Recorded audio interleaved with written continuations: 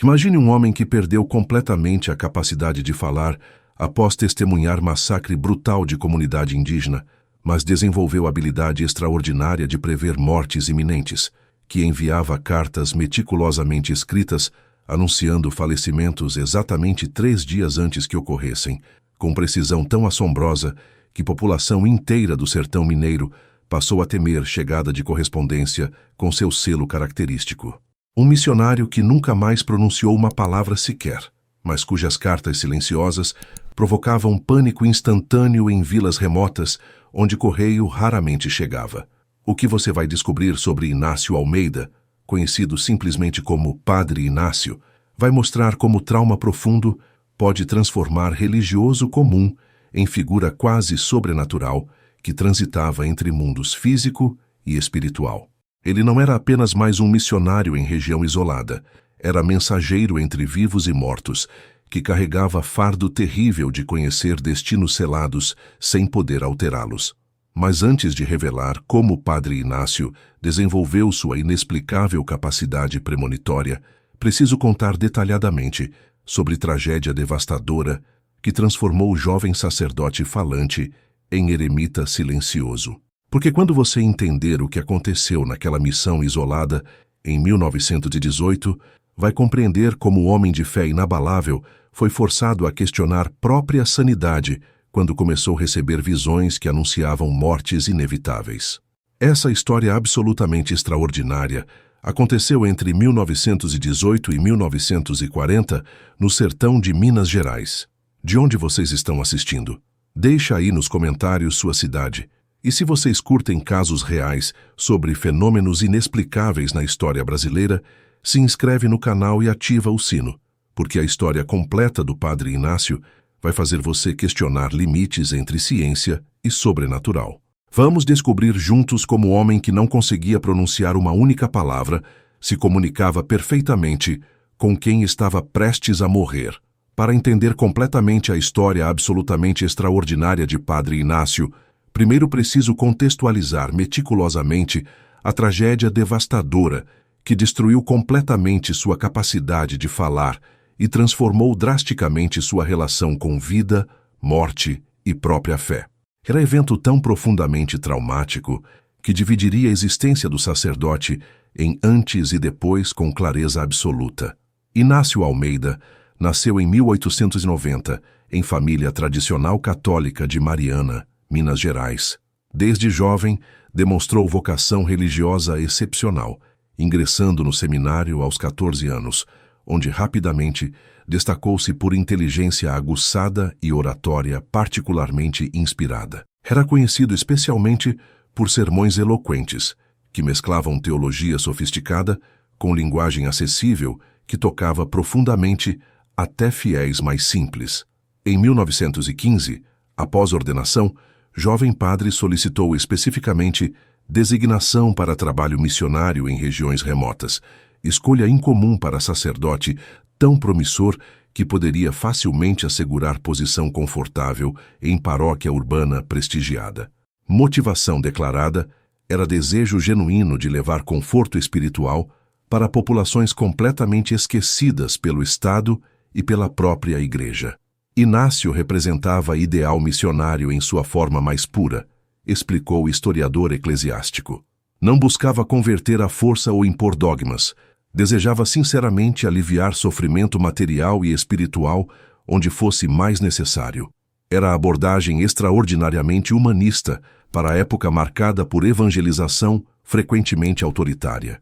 Em 1917, foi designado para estabelecer missão em região extremamente isolada, no norte de Minas Gerais, território fronteiriço com Bahia, onde comunidades indígenas remanescentes coexistiam precariamente com poceiros, garimpeiros e famílias sertanejas dispersas. Era área virtualmente sem presença estatal, onde lei formal era conceito abstrato e conflitos resolviam-se frequentemente através de violência direta. Durante o primeiro ano, Inácio conseguiu estabelecer pequeno posto missionário que funcionava simultaneamente como centro religioso, escola improvisada e posto médico rudimentar. Aprendeu rapidamente o idioma local dos indígenas Xacriabá, desenvolvendo relação de respeito mútuo, raramente vista em interações entre missionários e povos originários naquele período. Era mediador natural, relatou o sertanejo idoso que conheceu Inácio naquele período. Conseguia fazer indígenas, poceiros e fazendeiros conversarem sem violência, coisa que ninguém acreditava possível. Usava a palavra como ferramenta de paz, quando todos os outros usavam apenas facão e rifle. Tragédia que transformaria irreversivelmente vida de Inácio ocorreu em junho de 1918, quando o grupo particularmente violento de grileiros decidiu expulsar definitivamente comunidade Chacriabá, que ocupava terras cobiçadas para a expansão de fazenda de gado. Aproveitando a ausência temporária do padre que havia viajado para a cidade mais próxima para buscar medicamentos, atacantes cercaram a aldeia durante madrugada. Inácio retornou precisamente durante o massacre. Testemunhou impotente execução sistemática de pessoas que havia jurado proteger, incluindo idosos, mulheres e crianças, com quem havia desenvolvido laços profundos durante meses de convivência diária. Tentou desesperadamente intervir, usando o único instrumento que sempre havia funcionado anteriormente: palavra. Gritou até voz literalmente quebrar, descreveu o sobrevivente que presenciou cena. Implorou citando Bíblia, ameaçou com condenação eterna, tentou oferecer própria vida em troca das outras. Continuou gritando mesmo quando voz já havia desaparecido completamente, apenas movimento de boca sem som algum. Era como assistir homem perdendo simultaneamente fé na humanidade e capacidade de expressar essa perda. Após massacre, Inácio foi encontrado completamente catatônico, ajoelhado entre corpos, tentando ainda formar palavras que não produziam som algum. Exame médico posterior confirmaria trauma psicológico devastador. Havia literalmente silenciado suas cordas vocais, condição conhecida como afonia psicogênica severa. Não era incapacidade física de produzir sons, mas bloqueio psicológico absoluto causado por trauma extremo. Durante meses seguintes, recuperou gradualmente funções básicas. Conseguia comer, mover-se, até realizar tarefas simples. Mas palavra nunca retornou. Silêncio tornou-se não apenas condição física, mas aparentemente escolha existencial, como se tivesse concluído que mundo que permitia tais atrocidades não merecia dom da comunicação verbal. Autoridades eclesiásticas ofereceram retorno para a capital, tratamento especializado, até possibilidade de trabalho administrativo que não exigisse fala. Inácio recusou categoricamente através de gestos inequívocos. Decidiu permanecer precisamente onde tragédia havia ocorrido. Escolha que desconcertou completamente superiores, mas que eventualmente aceitaram relutantemente após insistência obstinada do sacerdote silenciado. Era a decisão que estabeleceria fundamento para a transformação extraordinária que estava por vir. Metamorfose de sacerdote traumatizado em figura quase mítica, cujo silêncio eventualmente se tornaria mais poderoso que quaisquer palavras possíveis. Entre 1918 e 1920, período imediatamente posterior ao trauma devastador, Inácio experimentou transformação profunda que transcendia simples adaptação à nova condição silenciosa. Era metamorfose simultaneamente física, psicológica e espiritual, que gradualmente reconfigurou completamente sua relação com o mundo, fé e própria identidade. Transformação física foi mais imediatamente visível. Em apenas 2 anos, padre anteriormente robusto, tornou-se figura quase ascética, extremamente magro, cabelos prematuramente embranquecidos, olhos permanentemente sombreados por olheiras profundas, sugerindo sono cronicamente perturbado. Abandonou completamente vestimentas clericais tradicionais, adotando simples túnica branca artesanal que eventualmente tornaria-se marca registrada reconhecida em toda a região. Parecia ter envelhecido décadas em meses, relatou o médico que o examinou durante esse período. Não era apenas desgaste físico, era como se pessoa inteira houvesse sido completamente redesenhada por experiência traumática. Mesmo forma de mover-se havia mudado. Passos anteriormente firmes, substituídos por movimento quase flutuante, como se não pertencesse completamente ao mundo físico. Adaptação ao silêncio forçado, manifestou-se através de sistema sofisticado de comunicação não verbal que desenvolveu gradualmente. Inicialmente utilizava a combinação rudimentar de gestos improvisados e escrita em pequena lousa que carregava constantemente. Gradualmente, evoluiu para a linguagem gestual personalizada extremamente elaborada, que combinava elementos de comunicação indígena, Chakriabá, com sinais desenvolvidos intuitivamente. Paradoxalmente, silenciamento vocal coincidiu com o desenvolvimento de habilidades comunicativas escritas extraordinárias. Padre que anteriormente destacava-se pela oratória, descobriu talento excepcional para a escrita. Cartas manuscritas tornaram-se principal forma de expressão, demonstrando estilo distintivamente poético que mesclava simplicidade linguística com profundidade filosófica raramente encontrada em comunicações ordinárias. Dimensão mais significativa da metamorfose, entretanto, manifestou-se na completa reorientação espiritual. Catolicismo tradicional, que havia estruturado anteriormente visão teológica, deu lugar gradualmente à espiritualidade sincrética altamente pessoal, que incorporava elementos das tradições indígenas massacradas que havia tentado proteger. Inácio criou teologia própria do silêncio, explicou o antropólogo que estudou posteriormente seus escritos. Não abandonou completamente o cristianismo, mas reinterpretou-o radicalmente através de lentes traumáticas e influências indígenas. Jesus transformou-se de figura redentora verbal, que ensinava através de palavras, em presença silenciosa, que testemunhava sofrimento humano sem poder interrompê-lo. Era teologia profundamente marcada por experiência de impotência diante da brutalidade. Durante esse período de transformação intensa, Inácio estabeleceu nova missão em localização ligeiramente diferente da original, pequena construção rústica de adobe, situada precisamente na fronteira entre território anteriormente indígena e área ocupada por sertanejos. Simbolicamente, posicionava-se como guardião da memória do massacre, enquanto permanecia acessível para a população sobrevivente que gradualmente retornava à região.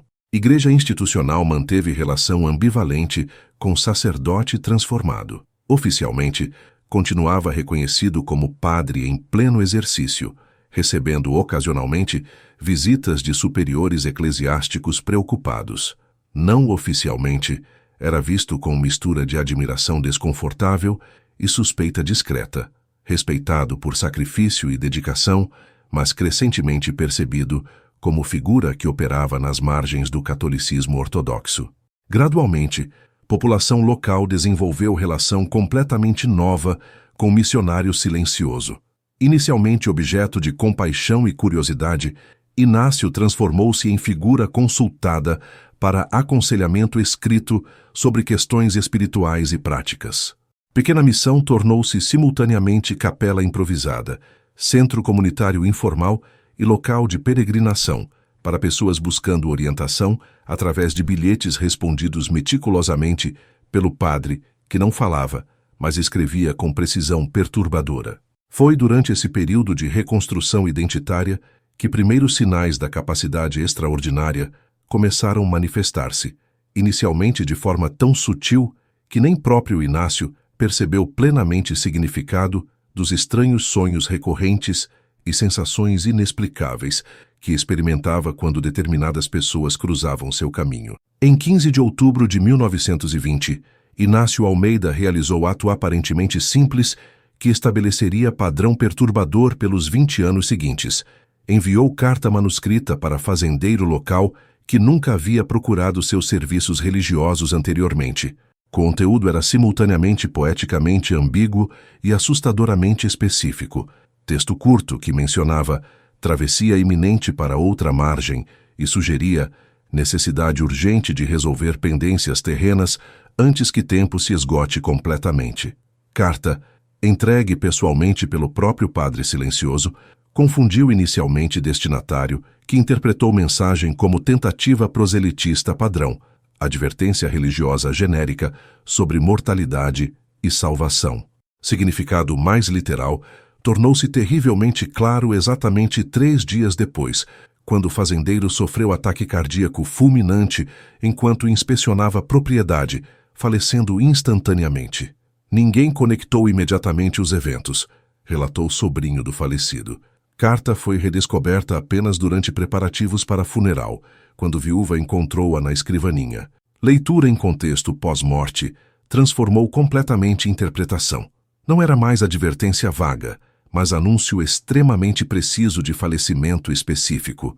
Provocou simultaneamente consternação e temor reverencial. Incidente poderia ter permanecido coincidência isolada se padrão não tivesse repetido-se inquietantemente nos meses seguintes. Em dezembro, comerciante local recebeu carta alertando sobre grande peso que cairá do céu quando lua estiver cheia. 3 dias depois, durante lua cheia, homem faleceu instantaneamente quando viga principal de armazém desabou sobre ele durante tempestade. Em fevereiro de 1921, professora da única escola da região, recebeu mensagem mencionando águas que levarão corpo, mas não afogarão alma.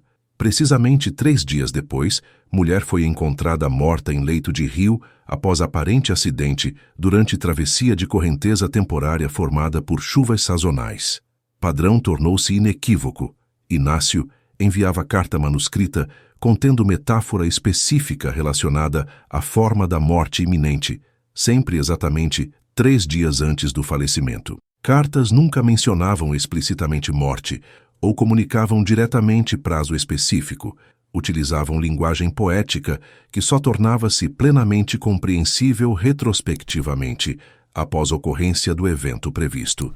Extraordinário não era apenas precisão temporal, mas especificidade circunstancial, observou o pesquisador que posteriormente documentou casos. Cartas invariavelmente continham referências veladas, mas precisas ao método específico pelo qual morte ocorreria: queda, afogamento, doença, acidente específico.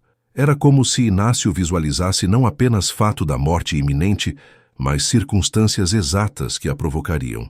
À medida que casos acumulavam-se, padrões adicionais emergiram. Padre nunca discutia cartas previamente. Permanecia completamente silencioso, literalmente, sobre conteúdo, recusando-se a elaborar ou esclarecer significados através de gestos ou comunicação escrita secundária. Se questionado diretamente, simplesmente abaixava a cabeça e afastava-se. Mais significativo era a aparente impossibilidade de intervenção preventiva. Em pelo menos 3 casos documentados, destinatários compreenderam imediatamente a implicação potencialmente fatal das mensagens e tomaram precauções extraordinárias para evitar circunstâncias descritas. Todos faleceram precisamente no prazo previsto, através de acidentes que contornavam dramaticamente precauções tomadas. Jovem que recebeu aviso sobre ferro que corta caminho e vida, evitou completamente a aproximação de qualquer objeto metálico, permanecendo isolado em casa durante 3 dias, documentou o cronista local. Faleceu quando pregos metálicos de telhado deslocaram-se durante ventania, atravessando tábuas do forro e atingindo-o fatalmente enquanto dormia. Era como se morte fosse compromisso inescapável apenas testemunhado, não causado pelas cartas. Reações iniciais à capacidade perturbadora dividiram-se dramaticamente entre população local. Alguns interpretavam o fenômeno como manifestação divina, dom profético concedido como compensação por sacrifício e silenciamento. Outros suspeitavam origem mais sombria, pacto demoníaco ou maldição resultante de exposição a conhecimentos indígenas proibidos. Igreja Católica Oficial manteve distância estudada do fenômeno, nunca reconhecendo formalmente capacidade nem condenando-a explicitamente. Superiores eclesiásticos que ocasionalmente visitavam missão evitavam cuidadosamente discutir assunto em correspondência oficial, tratando Inácio simultaneamente como sacerdote legítimo e anomalia institucional, melhor deixada, sem escrutínio detalhado. Para próprio Inácio, primeiras manifestações da capacidade foram aparentemente tão desconcertantes quanto para a comunidade. Manuscritos pessoais recuperados posteriormente revelaram angústia profunda, experimentada durante o período inicial. Questionava repetidamente própria sanidade e moralidade dos anúncios. Sou mensageiro involuntário ou causa indireta? Testemunha ou participante? escreveu em diário pessoal. Palavras que não posso falar agora materializam-se escritas anunciando fins que não posso impedir. Silêncio forçado da garganta transformou-se em clarividência indesejada da mente. É bênção ou maldição mais refinada? Deus concedeu compensação ou elaborou punição mais sofisticada por falha em salvar aqueles que deveria proteger? Entre 1921 e 1930, período de consolidação do fenômeno, Padrão de Anúncios desenvolveu metodologia distintiva, que combinava elementos ritualísticos precisos com variações estilísticas sutis que especialistas posteriormente codificariam meticulosamente. Não era simplesmente habilidade sobrenatural manifestando-se aleatoriamente. Era sistema estruturado que seguia regras internas consistentes, apesar da natureza aparentemente inexplicável do fenômeno fundamental. Elemento mais imediatamente reconhecível do ritual era a materialidade distintiva das cartas. Inácio utilizava exclusivamente papel artesanal específico, que produzia pessoalmente, através de processo laborioso adaptado de técnica Chacriabá, fibras vegetais locais processadas manualmente, resultando em material com textura e coloração absolutamente únicas. Era a assinatura física impossível de contrafazer com materiais comercialmente disponíveis na época. Papel em si tornava-se objeto quase sagrado, explicou o colecionador, que posteriormente adquiriu várias cartas preservadas por famílias. Tinha textura áspera característica, coloração amarelada com manchas naturais distintivas e, principalmente, aroma específico que persistia anos após escrita. Combinação de ervas locais incorporadas durante fabricação que criava perfume imediatamente reconhecível. Tinta utilizada era igualmente distintiva. Composto artesanal que mesclava extrato vegetal escuro com pequena quantidade de solo vermelho característico da região, criando coloração marrom avermelhada que desbotava para a tonalidade específica impossível de replicar com materiais convencionais. Inácio aplicava-a utilizando pena de gavião carijó especificamente preparada através de ritual que incorporava elementos indígenas e católicos sincretizados. Estrutura textual seguia formato extraordinariamente consistente, apesar da variabilidade circunstancial dos falecimentos previstos. Cartas invariavelmente começavam com invocação que mesclava referência cristã e elemento natural, sob céu que testemunha e cruz que abençoa. Era a abertura padrão que estabelecia imediatamente tom simultaneamente religioso e natural panteísta que caracterizava a teologia sincrética desenvolvida por Inácio. Corpo principal continha sempre exatamente 3 parágrafos. Primeiro estabelecia a conexão pessoal com o destinatário, frequentemente referenciando evento significativo do passado da pessoa. Segundo, introduzia a metáfora central relacionada ao método específico da morte iminente. Terceiro, oferecia conselho espiritual deliberadamente ambíguo, que poderia ser interpretado tanto como preparação para a morte, quanto como orientação para a vida continuada.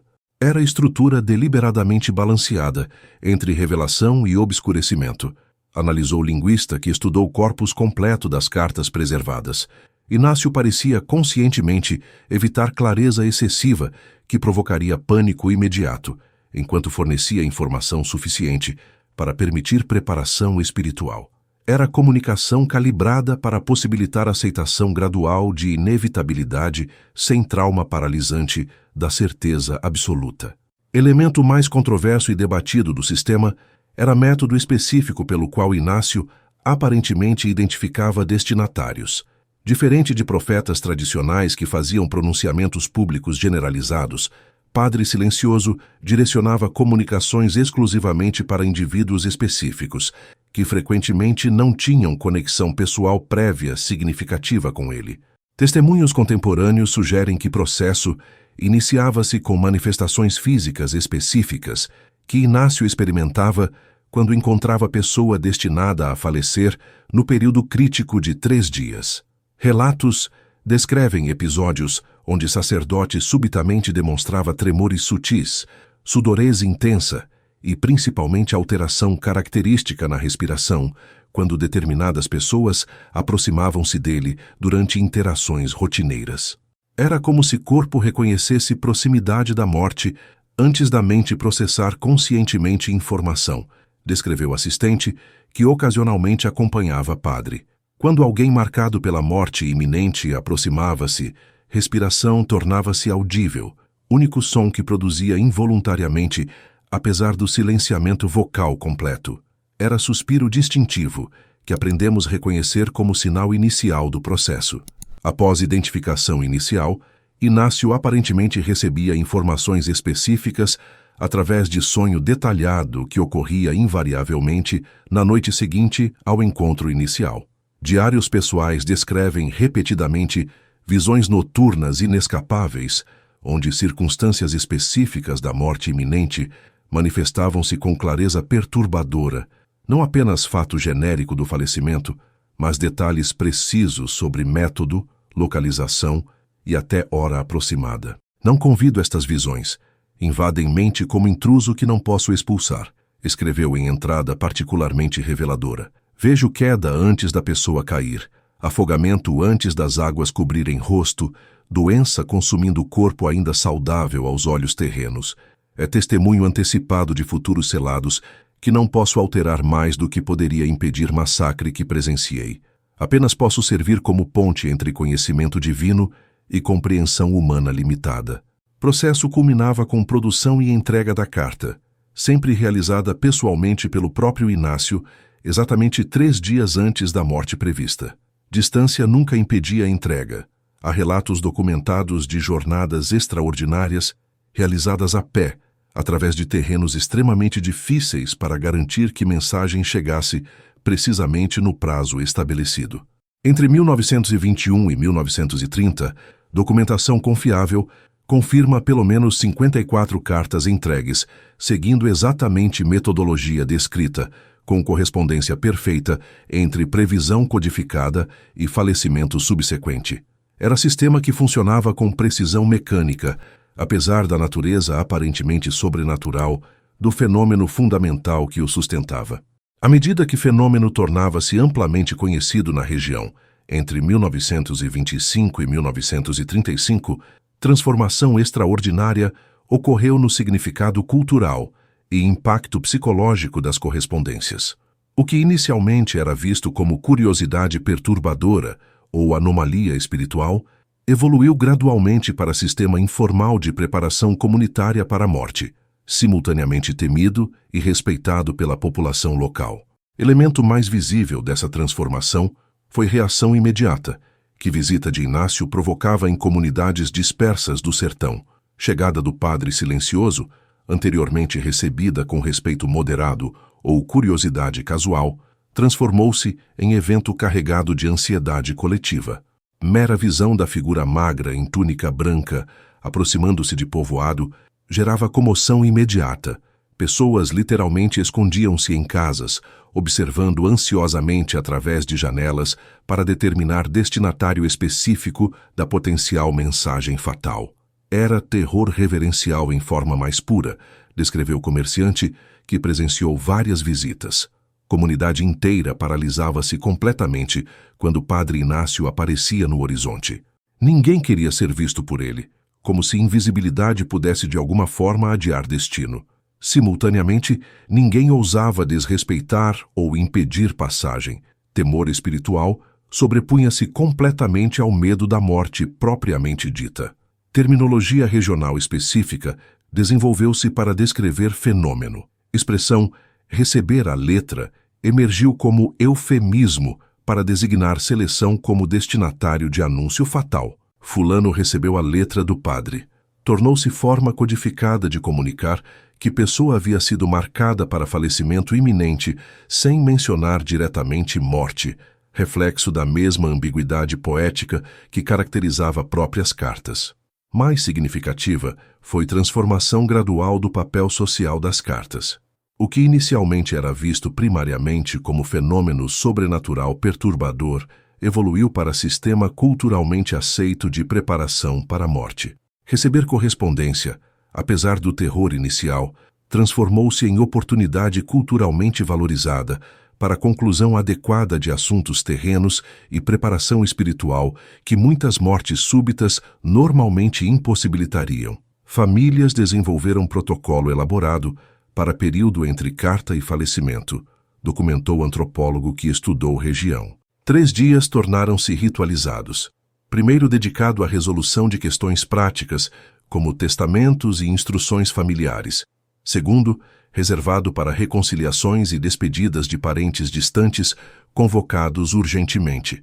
Terceiro, consagrado exclusivamente à preparação espiritual, frequentemente incluindo confissão formal com padre visitante, solicitado especificamente para esse propósito. Autoridades eclesiásticas oficiais mantiveram distância institucional do fenômeno, nunca reconhecendo formalmente existência de capacidade premonitória. Entretanto, comportamento prático contradiz frequentemente posição oficial.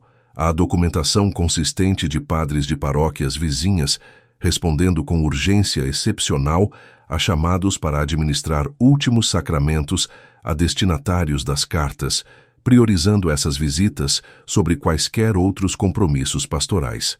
Médicos que ocasionalmente visitavam região desenvolveram relacionamento particularmente complexo com o fenômeno. Registros indicam ceticismo inicial quase universal, seguido por respeito relutante após testemunhar repetidamente precisão inexplicável das previsões.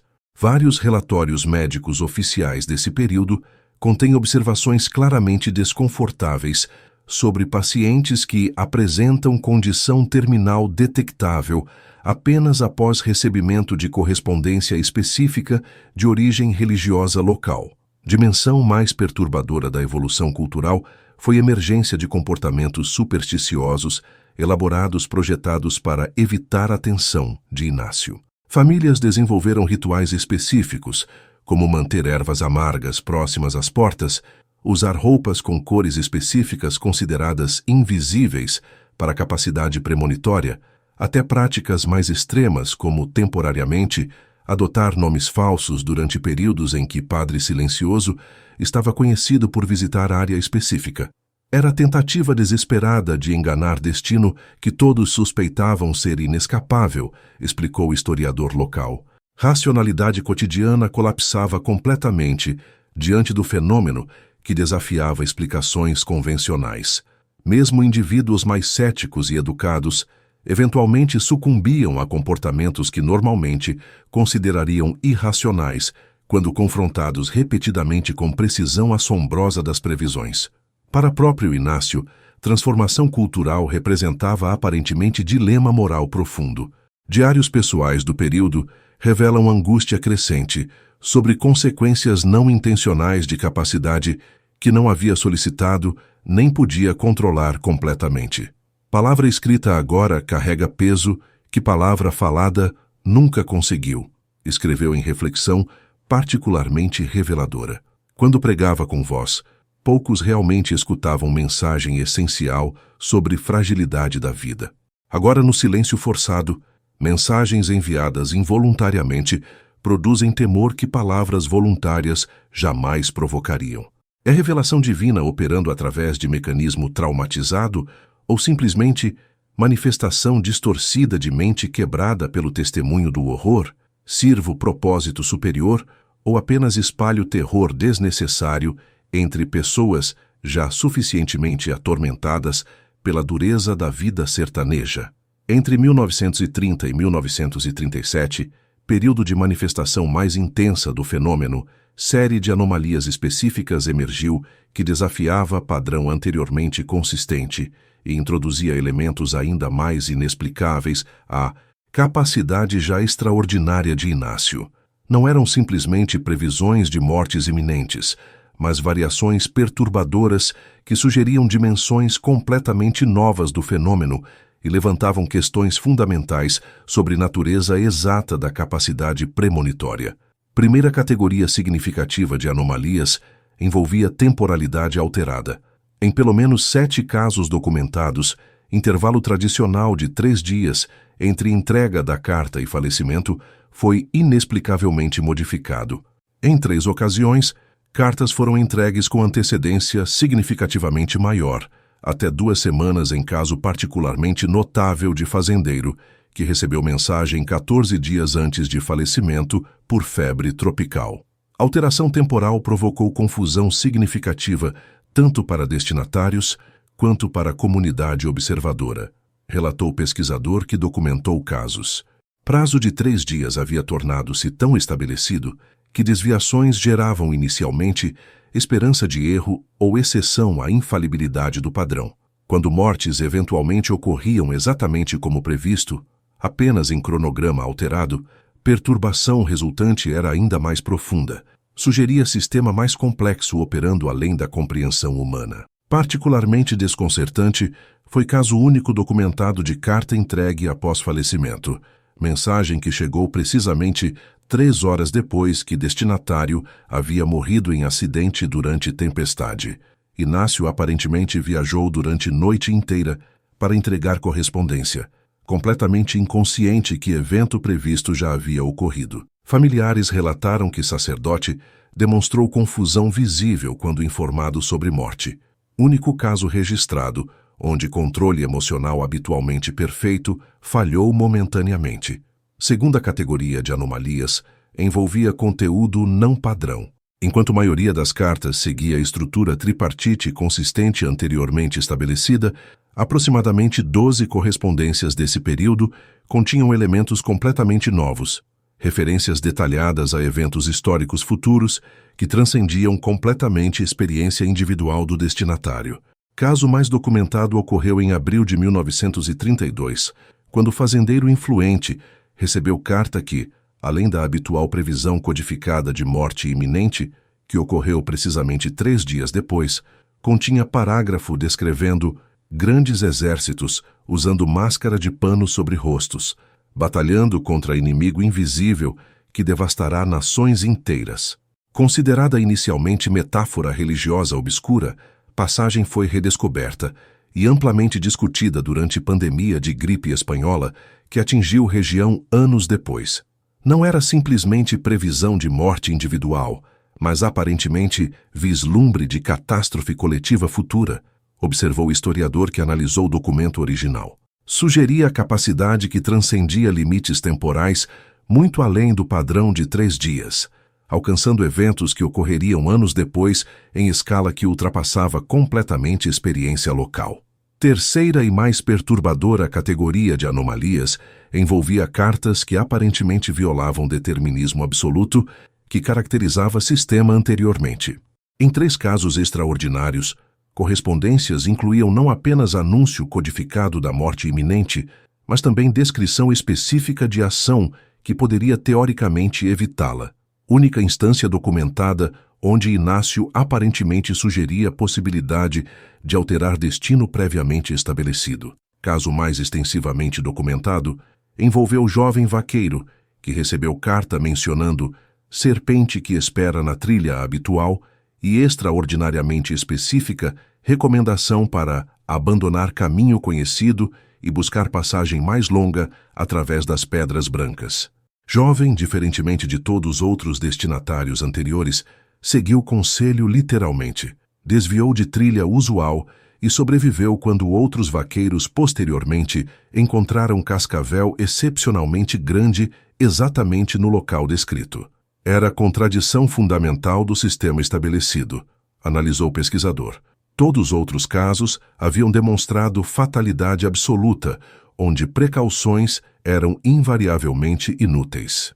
Caso do vaqueiro e serpente sugeria a possibilidade perturbadora que Inácio ocasionalmente não apenas previa mortes inevitáveis, mas também identificava mortes evitáveis, distinção que levantava questões profundamente inquietantes sobre a natureza da própria precognição. Para a teologia católica tradicional, anomalias representavam um desafio particularmente problemático. Se capacidade premonitória era genuinamente dom divino, conforme alguns argumentavam, possibilidade ocasional de evitar morte prevista sugeria limites ao determinismo providencial absoluto. Alternativamente, se fenômeno era manifestação demoníaca conforme outros suspeitavam, casos onde mortes foram aparentemente evitadas sugeriam falhas no controle maligno, igualmente teologicamente problemático. Para próprio Inácio, casos anômalos aparentemente provocaram crise espiritual profunda, evidenciada em escritos pessoais do período. Diários revelam crescente preocupação com implicações morais de capacidade que parecia operar segundo lógica que nem próprio intermediário compreendia completamente.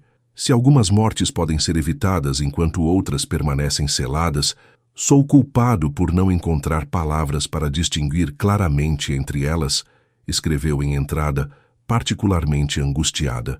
Mensagens vêm completas como ditadas por fonte, além de minha compreensão. Não posso alterar conteúdo mais do que poderia alterar destino que anunciam.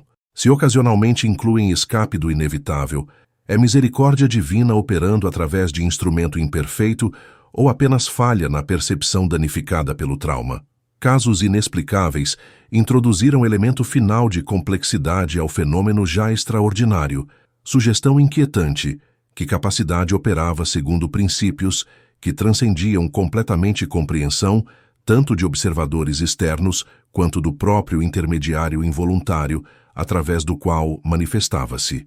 Em dezembro de 1938, após quase 2 décadas de manifestação consistente do fenômeno premonitório, evento extraordinário, ocorreu que simultaneamente concluiria ciclo completo da capacidade misteriosa e proporcionaria elemento final de significado ao fenômeno como totalidade interpretável.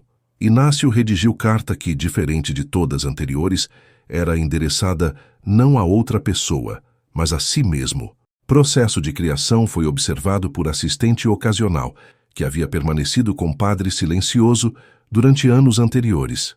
Relato detalhado descreve como Inácio acordou antes do amanhecer, demonstrando agitação incomum, único episódio documentado onde calma habitual foi visivelmente perturbada.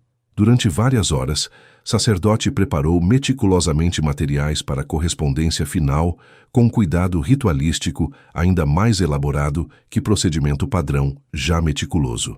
Selecionou pessoalmente cada fibra para papel, dedicou atenção extraordinária para a preparação da tinta, purificou pena de escrita através de ritual que combinava elementos cristãos e indígenas de maneira ainda mais sincrética que habitual, documentou testemunha. Todo o processo foi realizado com solenidade que transcendia completamente procedimentos anteriores, como se estivesse simultaneamente celebrando o ritual sagrado e preparando o próprio funeral.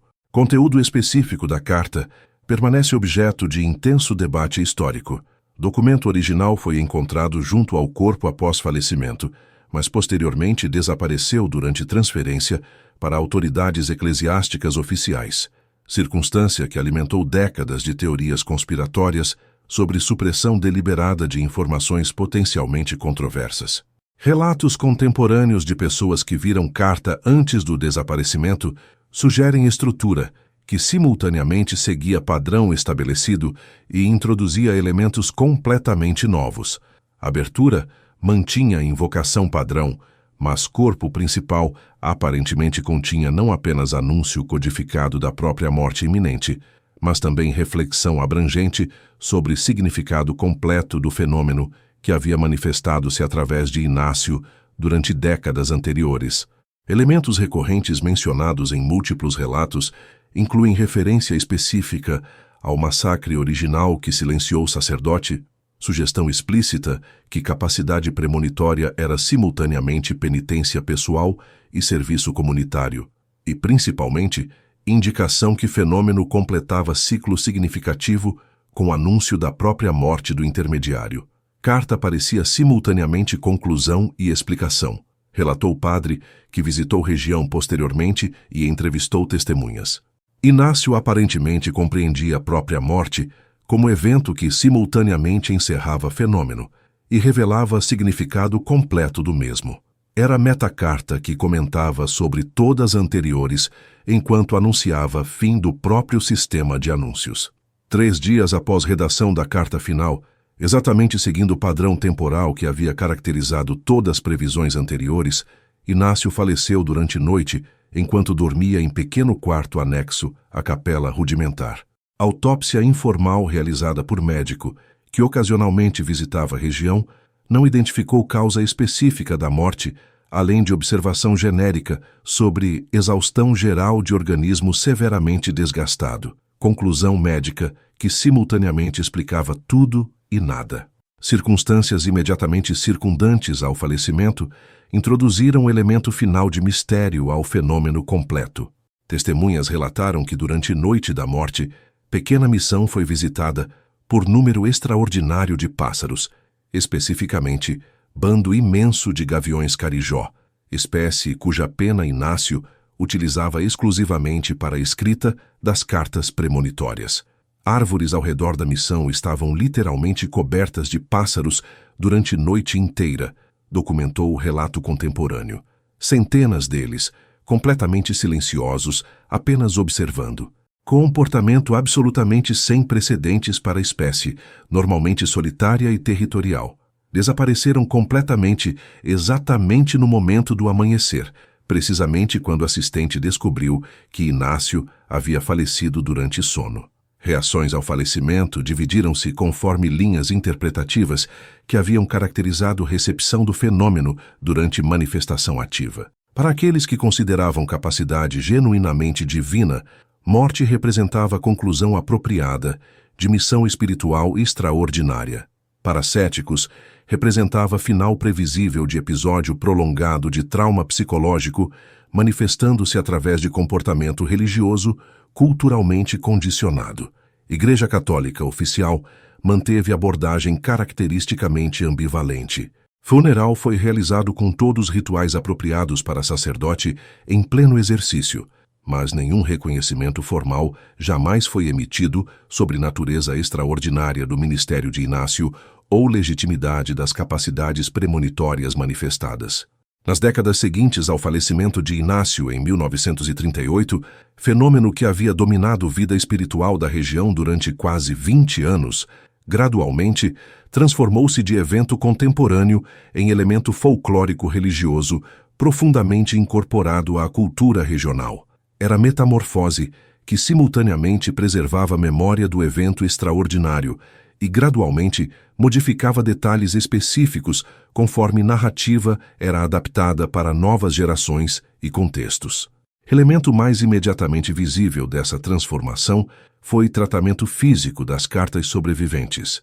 Correspondências que haviam anunciado mortes de familiares transformaram-se gradualmente de documentos perturbadores em relíquias quase sagradas, cuidadosamente preservadas em pequenos altares domésticos, frequentemente emolduradas junto com fotografias do falecido, tratadas com reverência normalmente reservada para objetos formalmente consagrados. Cartas adquiriram status quase sacramental dentro de religiosidade popular, observou o antropólogo que estudou a região décadas depois. Eram simultaneamente recordação do falecido e conexão tangível com o fenômeno sobrenatural que transcendia explicações convencionais. Famílias frequentemente solicitavam que cartas fossem colocadas dentro de caixões durante funerais de descendentes que nunca haviam conhecido diretamente Inácio ou testemunhado o fenômeno original. Transformação mais significativa ocorreu no âmbito narrativo, onde fenômeno histórico documentado gradualmente fundiu-se com elementos mitológicos regionais, produzindo corpo folclórico religioso que simultaneamente preservava núcleo factual e introduzia dimensões simbólicas adicionais. Narrativa padronizada que eventualmente emergiu incorporava tanto elementos verificáveis quanto elaborações posteriores em estrutura coesa que resistia a tentativas de separação clínica entre fato histórico e embellishment cultural.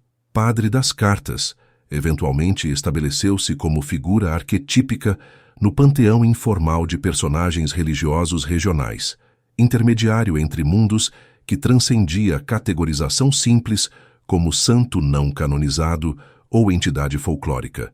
Era simultaneamente figura histórica documentada e símbolo cultural multifacetado que representava conceitos de justiça divina, inevitabilidade do destino e, principalmente, possibilidade de preparação digna para a morte em região onde falecimentos súbitos e violentos permaneciam tragicamente comuns. Manifestação física mais permanente do legado foi pequena capela construída em 1952, no local exato da missão original onde Inácio havia vivido e falecido. Estrutura simples, tornou-se centro de devoção popular, que incorporava elementos do catolicismo formal e práticas não oficiais desenvolvidas espontaneamente entre população local. Particularmente significativo era ritual que emergiu espontaneamente, onde peregrinos deixavam cartas manuscritas, dirigidas a parentes já falecidos, aparentemente invertendo o fluxo comunicacional que havia caracterizado o fenômeno original. Não era simples ato comemorativo, mas aparentemente tentativa genuína de estabelecer comunicação com mortos através do mesmo intermediário que anteriormente havia comunicado proximidade da morte aos vivos. Representa a compreensão sofisticada do fenômeno original, explicou o teólogo que estudou práticas. População intuitivamente reconheceu que Inácio funcionava como ponte bidirecional entre mundos, não apenas anunciando morte aos vivos, mas potencialmente facilitando comunicação de vivos para mortos. É teologia popular extraordinariamente complexa, desenvolvida completamente independente de estruturas doutrinárias formais.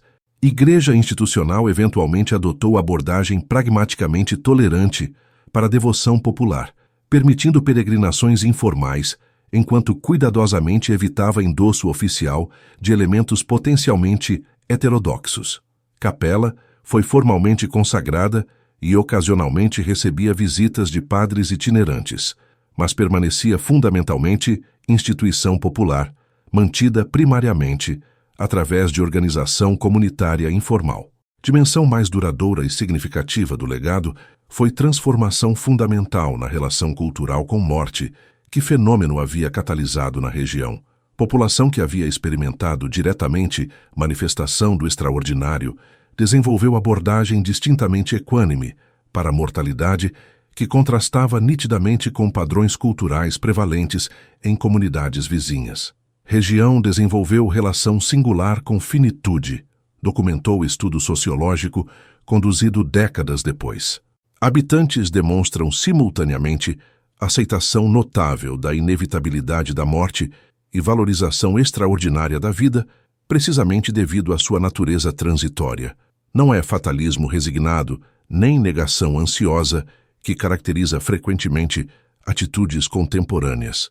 É compreensão madura da mortalidade como elemento fundamental da experiência humana que merece reconhecimento direto. Para gerações posteriores que nunca experimentaram diretamente fenômeno ou conheceram Inácio pessoalmente, história tornou-se simultaneamente lenda regional e veículo para a transmissão intergeracional de valores culturais específicos relacionados à preparação adequada para a morte. Importância de resolução de questões pessoais antes do fim inevitável e, principalmente, possibilidade de dignidade mesmo diante de certeza absoluta da finitude. Era uma vez homem silenciado pelo trauma, que desenvolveu capacidade extraordinária de anunciar mortes iminentes através de cartas meticulosamente compostas. História termina com o mensageiro finalmente recebendo o anúncio de próprio falecimento, encerrando o ciclo completo de fenômeno inexplicável que transformou permanentemente relação de comunidade inteira com mortalidade. No sertão mineiro, pessoas ainda olham nervosamente para o horizonte quando avistam figura solitária se aproximando com o envelope na mão, sabendo que algumas mensagens chegam não para comunicar notícias deste mundo, mas para anunciar chamado inevitável para o próximo.